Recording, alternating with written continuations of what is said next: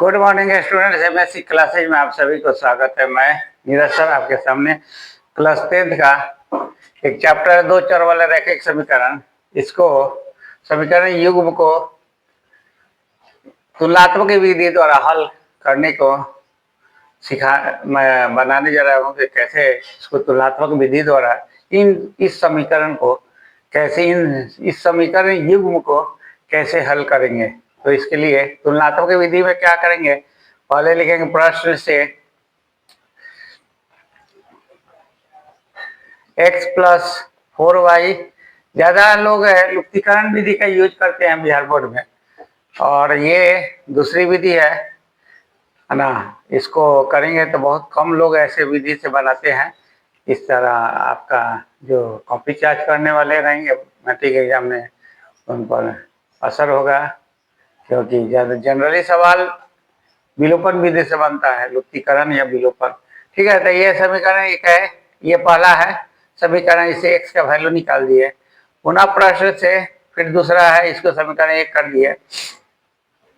पुनः प्रश्न से फिर क्या करेंगे, -3y बराबर 29 या 7x बराबर 29 माइनस इधर आएगा था प्लस, या x बराबर 29 प्लस 3y बटा 7। ये हो जाएगा समीकरण 2।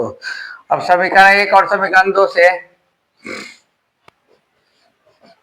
तथा समीकरण 2 से क्या हो जाएगा, ये दोनों बराबर हो जाएगा। तो x का वैल्यू समीकरण 1 में 13 माइनस 4y है, और समीकरण 2 में 29 प्लस 3y बटा 7 है।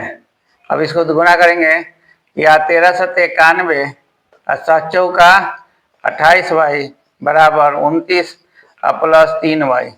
अब इसको 28y इसको इधर भेज देंगे, या -28y और माइनस 28y इसको प्लस 3y रहेगा था, -3y इक्वल टू 29 पहले से है, इसको इधर भेजेगा था -91, या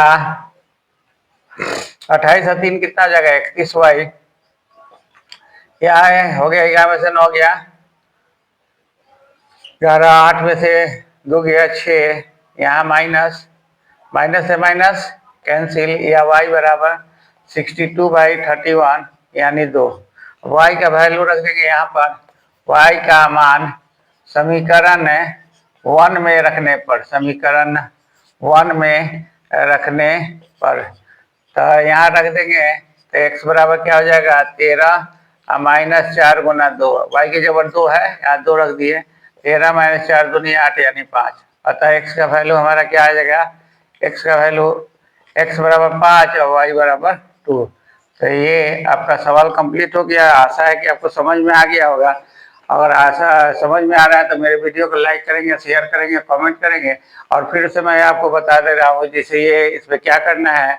तो पहला सवाल लिए और इसे x का वैल्यू निकाल दिया, मतलब कोई एक चर का वैल्यू निकाल दिया, और दूसरा फिर सवाल लिए और दूसरा से फिर वही चर, यहाँ x निकाले तो यहाँ भी x निकालेंगे, अगर यहाँ y निकालेंगे तो यहाँ भी y का वैल्यू निकालेंगे। अब दोनों में x का वैल्यू निकल गया, यानी LHS बराबर है, तो दोनों को RHS बराबर कर देंगे। अब इसको कैलकुलेट करेंगे तो क्या करेंगे, ये तिरछा गुना कर दिया है, 7 में 13 से गुना करके 91 7 चौक 28 है, ये लिख दिए। अब इसको इधर y वाला को इधर भेज दिए, दोनों माइनस है, ये प्लस इधर जाएगा तो माइनस हो जाएगा, या दोनों माइनस पर जुटेगा या प्लस माइनस घटेगा। माइनस चिन्ह है तो माइनस जाता है, इसलिए माइनस लिख दिए। y का वैल्यू हो जाएगा, दोनों से डिवाइड कर दिए, कट गया। अब y का मान समीकरण 1 में रखेंगे तो यहाँ 1 है ना, रख कर x का वैल्यू निकाल दिए। आशा है कि आपको समझ में आ गया होगा। और मेरा वीडियो अच्छा लगा है तो लाइक करेंगे, कमेंट करेंगे। Thank you.